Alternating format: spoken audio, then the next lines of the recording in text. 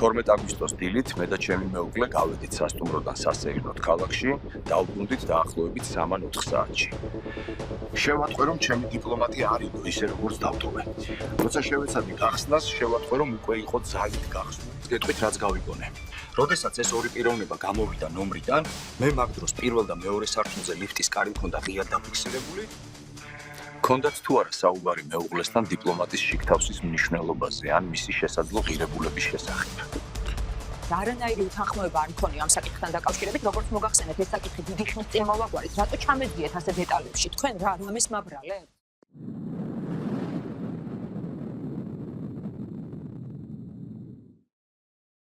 სალამი გიორგი. შეპირებისამებრ გიგზავნი 2001 წლის დაკითხვის დოკუმენტებსა და ოქმებს. მასალა საკმაოდ მოცულობითია და პირდაპირი სახით დადებას აზრი არ აქვს. ამიტომ მოგიწევს შენებურად შემოკლება და ამბად გადმოცემა. ამაში შენზე უკვე თუ ერავინ გაართმევს თავს. მოხდა ისე, რომ გამოძიების ბოლო ეტაპს პირადად დავესწარი. სულ პროცესი 4 ეტაპად გაიმართა. პირველი, ფრანგი სტუმარი. მეორე, მისი ქართველი მეუღლე. მესამე, ჩინელი ხელოსნები. მეოთხე, კვლავ ფრანგი სტუმარი. ამ ეტაპზე უკვე უფრო შეთანხმებას ჰქონდა ადგილი, ვიდრე უშუალოდ დაკითხვის პროცესს. ეს არის მთლიანობაში. დაკითხვის პირველი ეტაპი. ფრანგი ჟან ლორენი, მედონის ობსერვატორიის რადიოტექნიკოსი. 2001 წლის 16 აგვისტო. სასტუმრო ივერიონის უსაფრთხოების სამსახურის კაბინეტი. ესწრება სასტუმრო ივერიონის იმდროინდელი უსაფრთხოების დეპარტამენტის უფროსი. ორი პიროვნება. ერთი კრიმინალური მილიციის წარმომადგენელი და ერთი კიდევ საგამოძიებო განყოფილებიდან და თავად ფრანგი რადიოტექნიკოსი ჟან ლორენი. საუბარი მიმდინარეობს თარჯიმანის საშუალებით. ბატონო ჟან, თქვენი განცხადების საფუძველზე ვიწყებთ გამოძიების პროცესს და პირველ რიგში გვესაჭიროება მივიღოთ დეტალური ინფორმაცია. შეგახსენებთ, რომ ცრუ ინფორმაციის მოწოდება იწვევს პასუხისგებას კანონის წინაშე. მაშ გვიპასუხეთ შემდეგ კითხვებზე. როდის და სად აღმოაჩინეთ, რომ ნივთი დაკარგულია? 12 აგვისტოს დილით მე და ჩემი მეუღლე გავედით სასტუმროდან სასეირნოდ ქალაქში. დავბრუნდით დაახლოებით 3 ან 4 საათში. შევატყვე, რომ ჩემი დიპლომატი არ იდო ისე როგორც დავტოვე. როცა შევეცადე გახსნას, შევატყვე, რომ უკვე იყო ძალით გახსნილი და ნივთები არეულის შიგნით. მათ შორის ერთი ნივთი იყო მოპარული. ზუსტად რა ნივთი დაიკარგა? აღწერეთ დეტალურად. ეს იყო რკინის სპეციალური ყუთი, განკუთვნილი კომპაქტ დისკისთვის. რა იყო რკინის ყუთში მოთავსებული? ყუთში იდო CD დისკი, სპეციალურად ჰერმეტულად და გამოსხივებისგან დაცულ გარემოში. ამ დისკზე ეწერა ჩემთვის საჭირო პროგრამები და მონაცემები, გამომდინარე ჩემი სამუშაოდან. ვინ იცოდა ამ ნივთის არსებობის შესახებ? მხოლოდ მე და ჩემმა მეუღლემ. 100%-ით ვარ დარწმუნებული, რომ მეუღლე აქ არაფერ შუაშია. გქონდათ თუ არა ნომრის გასაღების ხვევისთვის გადაცემული? არა, მხოლოდ მე მქონდა.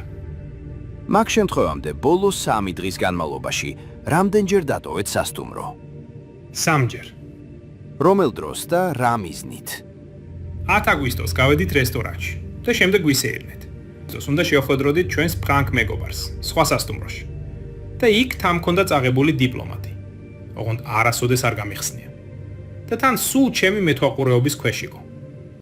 შეხვედრა გარძელდა 9 საათი. სრულიად ზოგად თემაზე და არაფერი საქმიანი არ ყოფილა. 12 აგვისტოს, როგორც გითხარით, დავტოვე ნომერში. მინდა იცოდეთ, რომ ნომერში ყოველი დაბრუნებისას ვამოწმებდი მის შიგთავს და ვწმუნდებოდი, რომ ყველაფერი რიგზე იყო. ასევე მასში მედო სამუშაო და სამსახურეობრივი დოკუმენტებიც. შენიშნეთ თუ არა უცხო პირების სართულზე ან დერეფანში. სიმართლე გითხრათ, ზუსტად სახეები არ მახსოვს, მაგრამ რესეფშენიდან გასვლის დროს ნამდვილად შემოვიდა 2 ან 3 პიროვნება, არაქართული გარეგნობის, მათ შორის ერთი ქალიც. იცნობთ თუ არა სასტუმროს მომსახურე პერსონალს პირადად? არა, პირადად არავის. კარგი, გმადლობთ. კიდევ დაგიძახებთ საჭიროების შემთხვევაში. დაკითხვის მეორე ეტაპი. ჟან ლორენის მეუღლე ჰელენ ჩხენკელი. საუბრობს ფრანგულად. გთხოვთ დაადასტუროთ თქვენი ვინაობა. ჰელენ ჩხენკელი. დაბადების წელი 1942. საფრანგეთის მოქალაქე. გაქვთ თუ არა საქართველოს მოქალაქეობა ან ორმაგი მოქალაქეობა? არ მაქვს. ფლობთ თუ არა ქართულ ენას? არა. რამდენი ხანია იმყოფებით საქართველოში და რა მიზნით ჩამოხვედით? ტურისტული მიზნით. ჩამოვედი მეუღლესთან ერთად. იცოდით თუ არა თქვენი მეუღლის დიპლომატში არსებული ნივთის შესახებ? დიახ, ეს მისი პროფესიული საჭიროებისთვის განკუთვნილი ნივთებია, რომელსაც ყოველთვის თან დაატარებს. გქონდათ თუ არა თქვენ პირადად წვდომა დიპლომატზე ან მის შიგთავსზე? არა, ეს მხოლოდ მისი პრეროგატივაა. ოდესმე გაგიხსნიათ თუ არა იგი მეუღლის გარეშე? არა, არასდროს. გქონდათ თუ არა მეუღლის მიერ თქვენთვის გადმოცემული ნომრის გასაღები ან ბარათი? არა, იმ დღეს გასაღები ქონდა მეუღლეს. ბოლო 3 დღის განმავლობაში, როდესაც აღნიშნული ნივთი დაიკარგა, რამდენჯერ დატოვეთ სასტუმრო მეუღლესთან ერთად და რამდენჯერ დამოუკიდებლად? დამოუკიდებლად არასდროს. მე მხოლოდ დავდივარ მეუღლესთან ერთად. იყო თუ არა შემთხვევა, როდესაც ნომერში მარტო დარჩით მეუღლის გარეშე? თუ კი, გთხოვთ მიუთითოთ დრო და ხანგრძლივობა. დიახ, იყო ასეთი შემთხვევა. დაახლოებით 5 დღით ადრე შემთხვევიდან, დაახლოებით 2 საათით. გქონდათ თუ არა კონტაქტი სასტუმროს მომსახურე პერსონალთან ან უცხო პირებთან მეორე სართულზე? არა, არავითარი კონტაქტი არ მქონია. შენიშნეთ თუ არა თქვენ რაიმე საეჭვო მოძრაობა, ხმაური ან უცხო პირების სართულზე ან დერეფანში ბოლო დღეების განმავლობაში? მაგ დღეს ნომრიდან გამოსვლის დროს მეორე სართულის ლიფტის კარი იყო გაღებული და ჩინური გარეგნობის ტექნიკოსი აკეთებდა რაღაცას ღილაკების ადგილზე. სხვა არავინ შემინიშნოს. გქონდათ თუ არა საუბარი მეუღლესთან დიპლომატის შიგთავსის მნიშვნელობაზე ან მისი შესაძლო ღირებულების შესახებ? ის ამ დიპლომატს დაატარებს უკვე თითქმის 10 წელია და ამაზე თავის დროზეც გვისაუბრია, მაგრამ ეს დიდი ხნის წინ იყო. ჩემთვის ეს მისი პროფესიული ატრიბუტია. იცით თუ არა, რომ მეუღლე გარკვეულ პროფესიულ საქმიანობას ეწევა, რომელიც დაკავშირებულია ტექნიკურ მონაცემებთან ან პროგრამებთან? დიახ, ეს მისი საქმეა და ტექნიკურ მონაცემებთან ყოველთვის აქვს შეხება. გქონდათ თუ არა წარსულში რაიმე უთანხმოება მეუღლესთან, რომელიც შეიძლება უკავშირდებოდეს მის საქმიანობას ან ამ მოგზაურობას? არანაირი უთანხმოება არ მქონია ამ საკითხთან დაკავშირებით. როგორც მოგახსენეთ, ეს საკითხი დიდი ხნის წინ მოვაგვარეთ. რატომ ჩამეძიეთ ასე დეტალებში? თქვენ რა რამეს მაბრალებთ? ქალბატონო, ჩვენს მოვალეობას ვასრულებთ. თქვენ არავინ არაფერს გაბრალებთ. უბრალოდ გვიპასუხეთ კითხვებზე თუ შეიძლება. გისმენთ? გაქვთ თუ არა თქვენ პირადი ვარაუდი ან ეჭვი, ვინ შეიძლება იყოს აღნიშნული ნივთის დაკარგვაში მონაწილე? ან ვის შეიძლება სცოდნოდა მისი არსებობის შესახებ, თუნდაც საქართველოში ჩამოსვლამდე? არ ვიცი. არა. არ მაქვს არანაირი ეჭვი. უქმში ხაზგასმულია, რომ ამ კითხვაზე აშკარად აღელდა და შეეთხო დისკომფორტი. თუმცა უკავშირდება ეს წინა კითხვას თუ არა, ეს არ არის აღნიშნული. გთხოვთ დაადასტუროთ, რომ თქვენ არ მიგიღიათ, არ გადაგიციათ და არ დაგიმალავთ აღნიშნული ნივთი ან მისი ნაწილი. ვადასტურებ, რომ არც მიმიღია და არც დამიმალავს აღნიშნული ნივთი. დაკითხვის მესამე ეტაპი. ჩინეთის მოქალაქე მენეჯერი პრარაბი სახელად მინგლუ, რომელიც უშუალოდ ხელმძღვანელობდა საკეტების საბარათე სისტემაზე გადასვლის ტექნიკურ სამუშაოებს, საუბრობს რუსულად. როდის ჩამოხვედით საქართველოში? 2000 წლის 20 მარტს. ვისი დაკვეთით მუშაობთ სასტუმროში? სასტუმროს ადმინისტრაციის დაკვეთით შეთავსებით ლიფტების განახლებასა და საბარათე სისტემაზე გადასვლასთან დაკავშირებით. რომელ სართულზე მუშაობდით კონკრეტულად იმ დღეს, 12 აგვისტოს? მეორე სართულზე. გქონდათ თუ არა წვდომა ნომრებზე?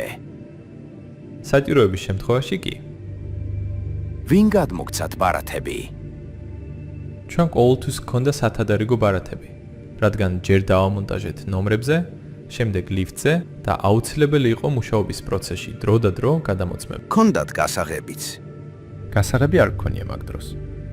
დატოვეთ თუ არა სამუშაო ადგილი დღის განმავლობაში? როგორც წესი, ჩვენ მუშაობთ განრიგის მიხედვით, მაგრამ ჩემმა თანამშრომელმა დატოვა სამუშაო ადგილი ტექნიკური საჭიროებისათვის. იცოდით თუ არა ფრანგი მოქალაქეების შესახებ? რას გულისხმობთ? იცოდით, რომ სასტუმროში იყვნენ საფრანგეთის მოქალაქეები? ანუ გავიგონეთ თუ არა ფრანგულად საუბარი? დიახ, გაიგონეთ თუ არა ფრანგულად საუბარი? კი, გავიგონე, როგორ გამოვიდნენ კაცი და ქალი ნომრიდან და ჩავიდნენ პირველ სართულზე კიბით. ნახეთ თუ არა უცხო პირები მეორე სართულზე. მეორე სართულზე არა, მაგრამ გეტყვით რაც გავიგონე. როდესაც ეს ორი პიროვნება გამოვიდა ნომრიდან, მე მაგ დროს პირველ და მეორე სართულზე ლიფტის კარი მქონდა ღიად დაფიქსირებული, რადგან ვაკეთებდი ბარათის წამკითხველის დროებით ტესტირებას. ზუსტად მაგ მომენტში ლიფტის პირველ სართულზე შემოვიდნენ ორნი. სახეები არ დამინახავს, მაგრამ რახან იქვე ვიყავი, კარგად მესმოდა მათი საუბარი. ქალი და კაცი საუბრობდა რუსულ ენაზე. კაცმა ახსენა მეორე სართული და რაღაც ნომერი და მერე ჩანდა. ქალმა რაღაც კითხა და დაამატა, რომ გონი ლიფტი არ მუშაობსო. ამ დროს კაცმა უთხრა, რომ აი ისინი არიანო და გადიან გარეთო და გავყვეთო. აი ეს იყო რაც მოვისმინე. მე დიდი ყურადღება არ მიმიქცევი ამისთვის. ალბათ იმათ მოიპარეს რამე. რატომ ფიქრობთ ასე? რა შეიძლება მოეპარათ? ნუ, არ ვიცი. მე ხომ არ ვიცი რა იყო იმ ჩანთაში. თქვენ დაინახეთ, რომ ჩანთა ეჭირა კაცს. კაცს არა, ჩანთა ეჭირა ქალს. საუბრის შინაარსი სრულად გაიგეთ, თუ მხოლოდ ფრაგმენტულად? ფრაგმენტულად, მაგრამ გარკვევით. ამის მერე რამდენ ხანში მორჩით სამუშაოს? დაახლოებით 9 საათში ან 40 წუთში. დაასრულეთ მეორე სართულის პროცედურები? არა, წამკითხველი აღმოჩნდა ხარვეზიანი და საჭირო იყო ახლის მოტანა. ჩემი თანამშრომელი გაუში საწყობში, მაგრამ პირადი პრობლემების გამო ვეღარ მოვიდა და ის სამუშაო დღე დავასრულეთ. სათადარიგო ბარათების რაოდენობა აღირიცხებოდა წერილობით? არა, ეს შიდა ტექნიკური საკითხია. ოქში შენიშნაა, რომ ეს არის სისტემური ხარვეზი. რა პირადი პრობლემების გამო ვერ მოვიდა თქვენი თანაშემწე? შეუძლოდ გახდა გზაში. როგორ შეიტყვეთ ამის შესახებ? დამირეკა. მაგ დროის ზარი რომ გადავამოწმოთ, დადასტურდება. დიახ, რა თქმა უნდა. მაგ თქვენი თანამშრომლის ვინაობა და საკონტაქტო ინფორმაცია მოგვაწოდეთ. მან რამდენიმე დღეში დატოვა საზღვარი, რადგან როგორც ვიცი, აწუხებდა ქრონიკული დაავადება, რომლის სიმპტომებს პერიოდულად ავლენდა და გადაწყვიტა, რომ ემკურნალა ჩინეთში. კარგი. თავისუფალი ხართ და საჭიროების შემთხვევაში დაგიკავშირდებით. ოქში არნიშნულია, რომ გამოკითხვის დროს მინგლუ ინარჩუნებდა 7 ტონს. თუმცა გარკვეულ მომენტებში საუბარი ხდებოდა ზედმეტად დეტალური იმ ეპიზოდებზე, რომლებიც უშუალოდ არ ეხებოდა დაკარგულ ნივთს. ჩინელი ხელოსნის გამოკითხვის შედეგად მიღებული ინფორმაცია წინააღმდეგობაში არ მოდის სხვა გამოკითხულთა ჩვენებებთან. თუმცა შეიცავს ისეთ გარემოებებს, რომლებიც საჭიროებს დამატებით გადამოწმებას.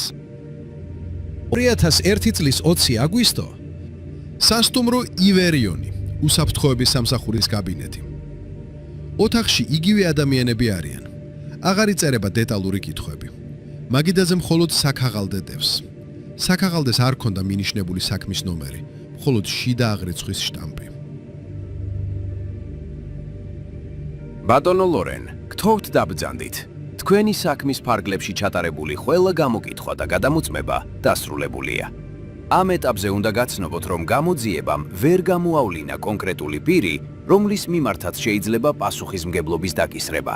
თუმცა საქმე მოითხოვს დამატებით გადამოწმებებს და დროს. რას ნიშნავს ვერ გამოავლინა? თქვენ თვითონ მეუბნებოდით, რომ ტექნიკურ პერსონალს ჰქონდა ცდომა ნომრებზე. წდომის შესაძლებლობა თავისთავად არ არის დანაშაული.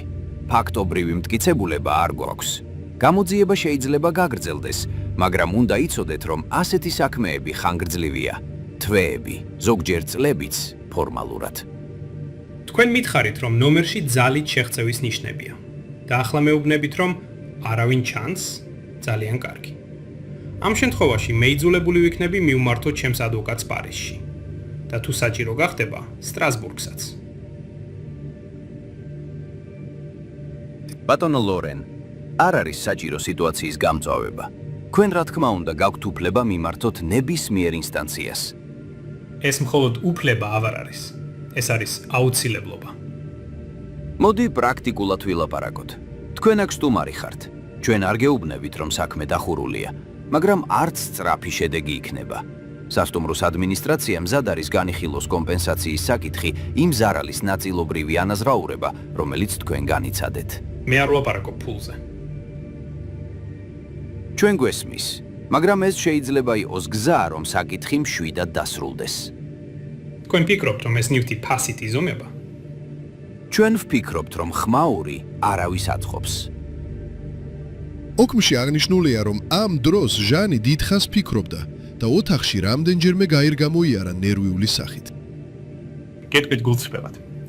მე თვითონაც არ მინდა, რომ ამ ამბავმა ფართო ყურადღება მიიპყროს. გასაგებია, რომ ქვეყნებს შორის კეთილმეგობრულ ურთიერთობებს უნდა გავუფრთხილდეთ, მაგრამ ამ საქმეს ასე არ დავტოვებ. მაშინ ვფიქრობ, შეგვიძლია საერთო ენა გამოვნახოთ. სასტუმრო მზად არის გადაიხადოს კომპენსაცია. რამდენიმე $1000 ოდენობით, რა თქმა უნდა, არა საბანკო გზით. ოფიციალურად, როგორც დაკარგული ქონების ნაწილობრივი ანაზღაურება. და სანაცვლოდ?